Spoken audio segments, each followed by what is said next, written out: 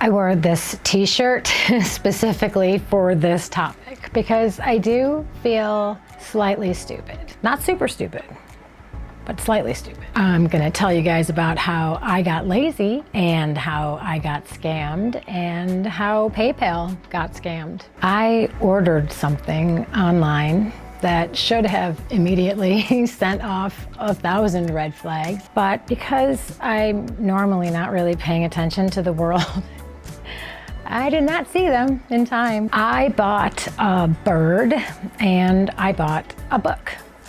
The bird was like a cat toy and the book was this interactive anatomy book for kids. It was, of course, a scam from China, but I thought, I don't need to worry because I paid through PayPal. I know that, if it doesn't come, I can get my money back through PayPal because they do that. That is not what happened. PayPal ruled in favor of the scammers, and I had to go to, well, I'll tell you.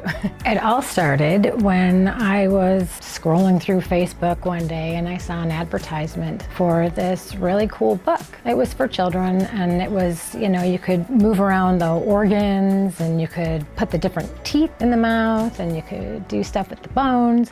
It was interactive and I thought that would be a really cool way for the kids to learn about body systems and stuff like that. So of course, when I added it to my cart, it said that if you spend so much more money, you would get free shipping. So I saw this cool cat toy and I bought it for my daughter's kitten. I paid for it and then I was like, wait a minute. Why were they also selling like 2 styles of ladies' pants and a mustache trimmer?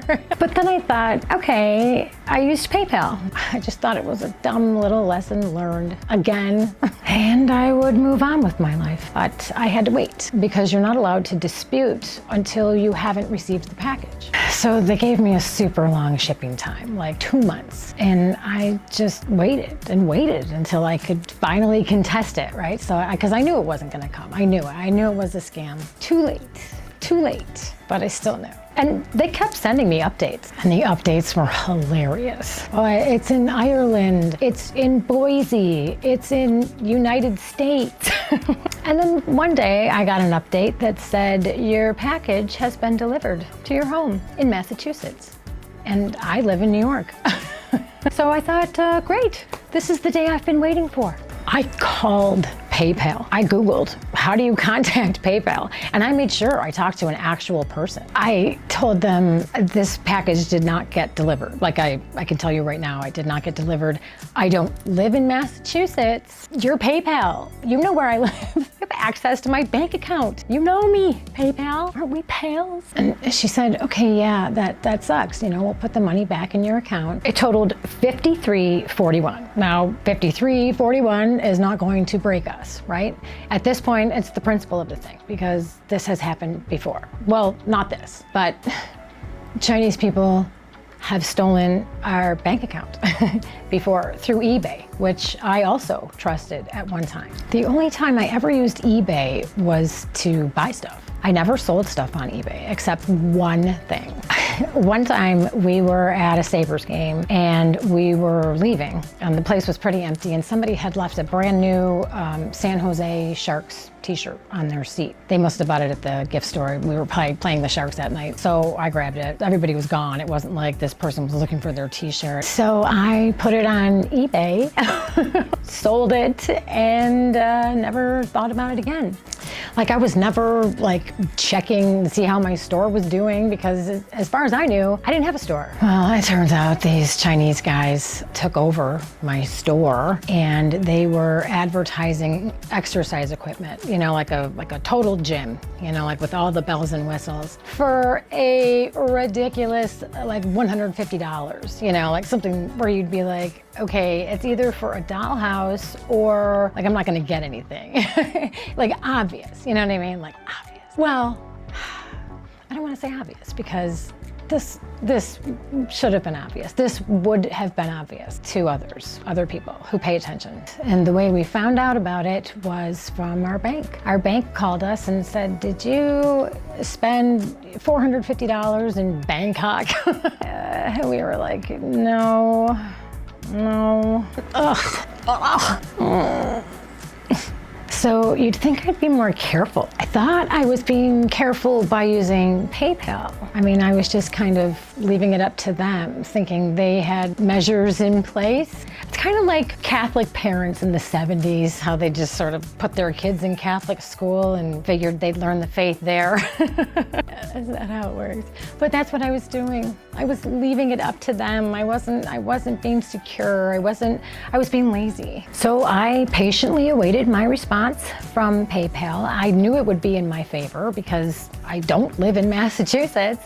I have never lived in Massachusetts. They have all my information. I could show them the tracking things. I could show them the message I got that said delivered to your, it wasn't even an address. It was literally a town and the state and a zip code. No name, no street, nothing. And they said, no, they provided information that the package was delivered to your home. And I said, well, but it wasn't. So what do I do? What do I do now? And they said, you need to go to the post office and get this, letter of something, whatever. I knew it at one time, but it's gone because it was completely useless. I walked into the post office and I was like, can I get a letter of whatever? And they were like, what?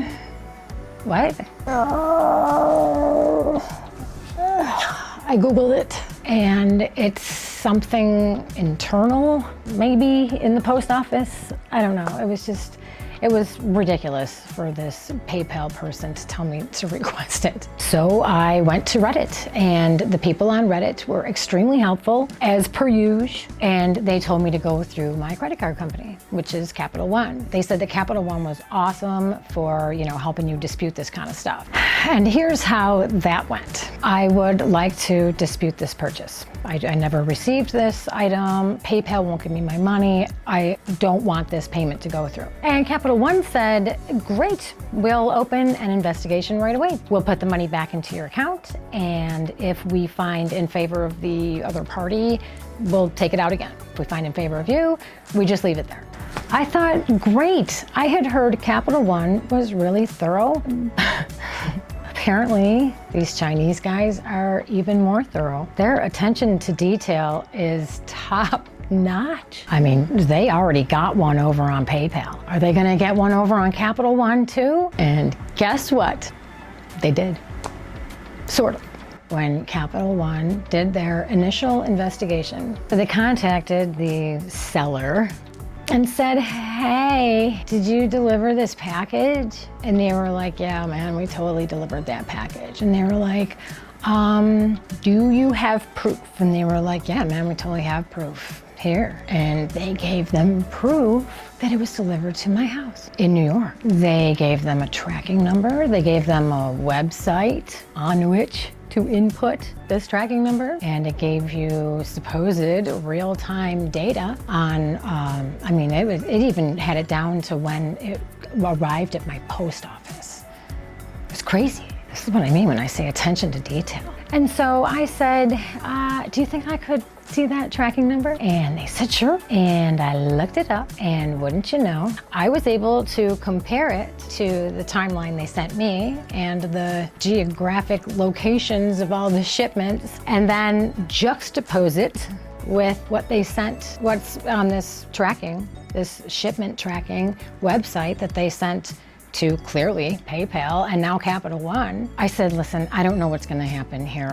This should be more than enough proof. But even if you don't find in my favor, you should be investigating this. How are they able to do this? How are they able to scam big companies that supposedly have all kinds of security measures? This is another level. I sent them screenshots of all my emails because I never erase an email. I have tens of thousands of emails.